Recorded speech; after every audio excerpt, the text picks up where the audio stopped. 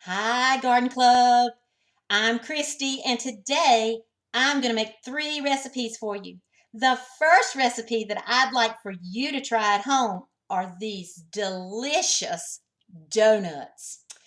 And you say, Christy, how can this be healthy? I'm going to show you. Who wouldn't love a nice blueberry frosted donut? Pink frosted donut, or a donut with sprinkles. I'm even going to show you how to make a chocolate donut, and it's going to be healthy. Let's take a look. For this recipe, you will need apples,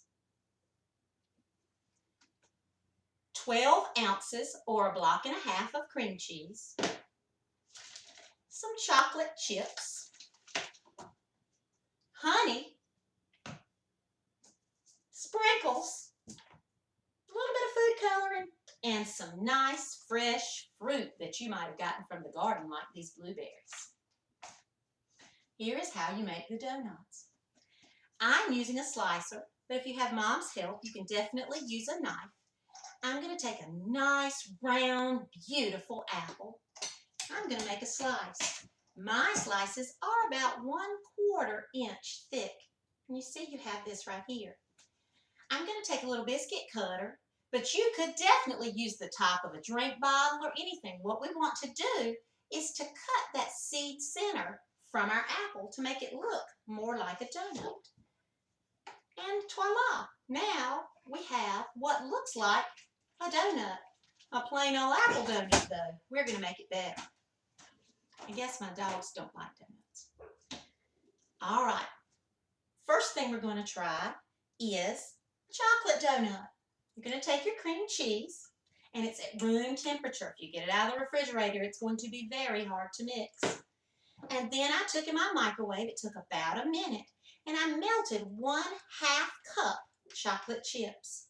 Well, yummy, yummy, yummy. I'm going to take the melted chocolate and mix it with the cream cheese until I have a yummy chocolate frosting.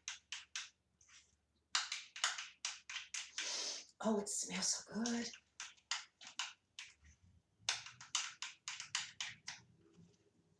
There we go, chocolate frosting.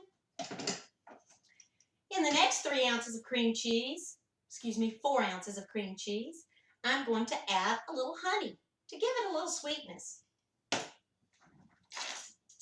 It takes 1 teaspoon of honey, and I like to spray my spoon so that the honey will slide right off the spoon.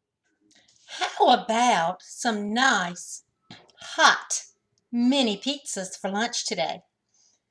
Pizza, yeah, that's health food, right? You find pizza in the garden? I'm going to show you how to find pizza in the garden today. We are going to make pizza for lunch. Come with me. I have here many things that come from the garden. Things that you may or may not like on your pizza. In the garden, you may find zucchini, which is a kind of squash, onions, bell peppers, several different colors, tomatoes, greens of all different kinds, spinach, lettuce, basil, parsley. Those are nice things that we do definitely find in the garden this time of year.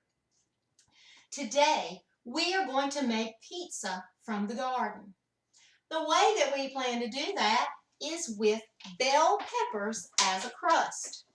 I have here a platter of bell peppers that I cut into shapes. This one I cut into a triangle as if it were a pizza slice. This one I used a biscuit cutter and made it completely round. These I just sliced off the edges. I'll show you how to do that. Here is a nice yellow bell pepper. And make sure that definitely when you're using a knife, we make sure that we're very careful, that we use a stable cutting board, and that we get an adult's help. All I did with this pepper is slice the side so that I have a nice flat surface for my pizza dough. And there's a little white rib in here if you'd like to clean that out. Gives you more room for the cheese and sauce later. I could do the very same thing with the green bell pepper. Cut it, maybe even cut it into a triangle so that when I take it out of the oven, it looks like a slice of pizza, like you're used to having. These are many individual pizzas. The recipe that you have a copy of is going to make pepperoni pizza.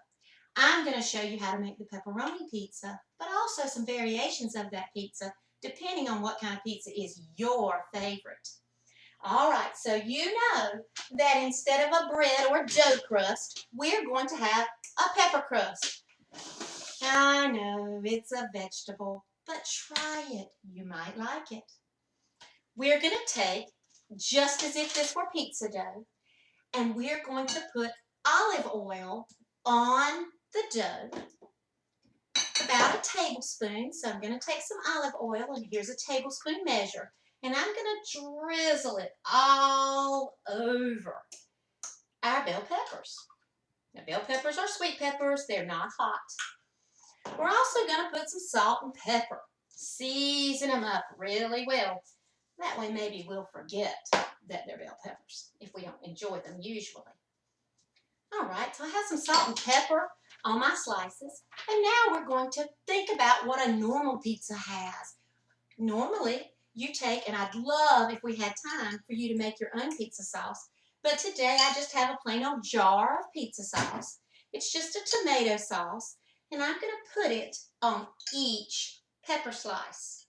Tomato sauce. Pizza sauce. You can buy it right in a jar, and it's called pizza sauce. You could also use spaghetti sauce if that's what you have at home. Just a nice, yummy tomato sauce. After my sauce, now if I'm making a pepperoni pizza, what do we put next? Cheese. Mozzarella cheese, Parmesan cheese, or whatever kind of cheese you have at home.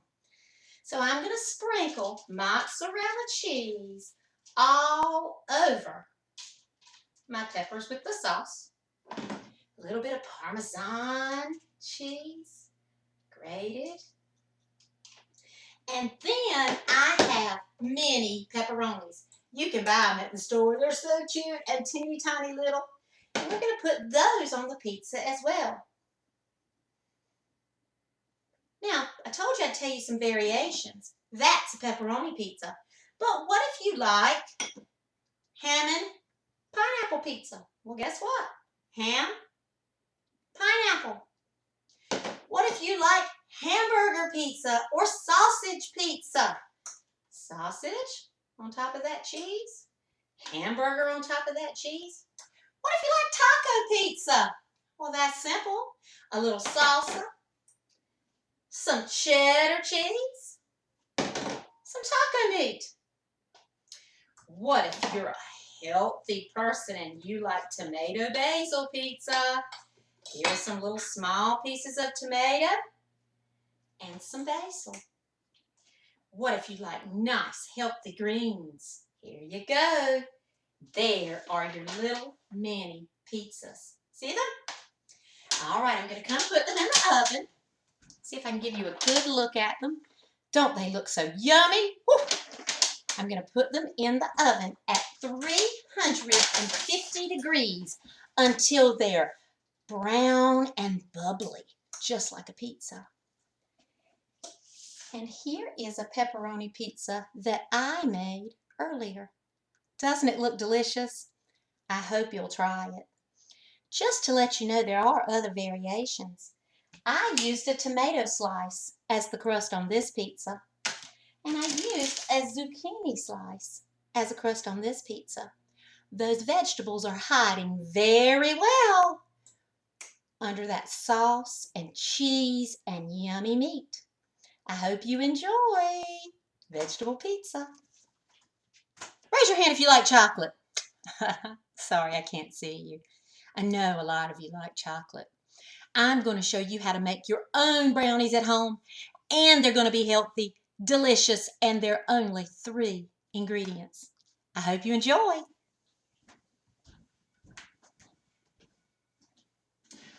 are making brownies, homemade brownies from scratch.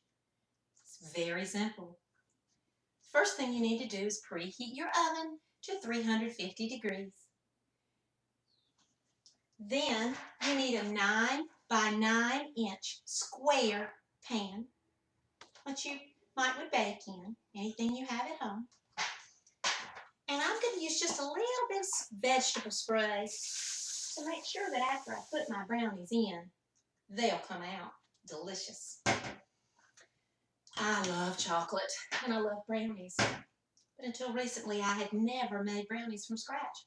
I thought you needed a box. These are the ingredients that you need to make your brownies.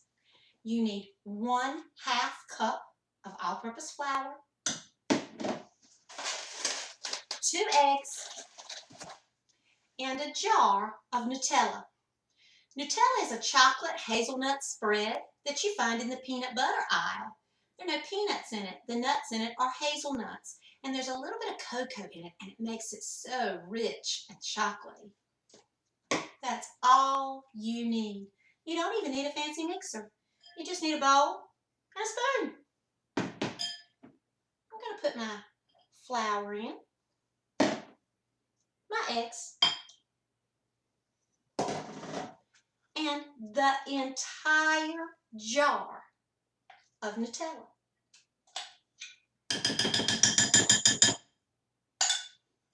All I have to do now is mix. Like I said, it'll mix right with your spoon. You don't even need a mixer.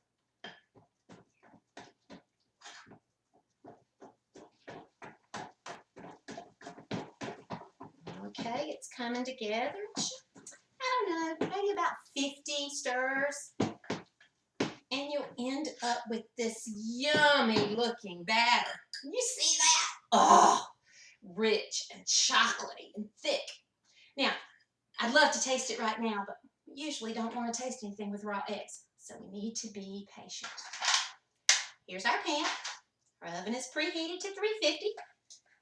We put our brownie batter, spread it out in the pan.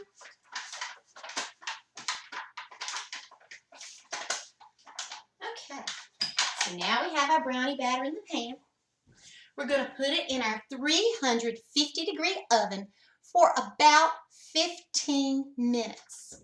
So in the oven, and when it comes out, guys, look at this.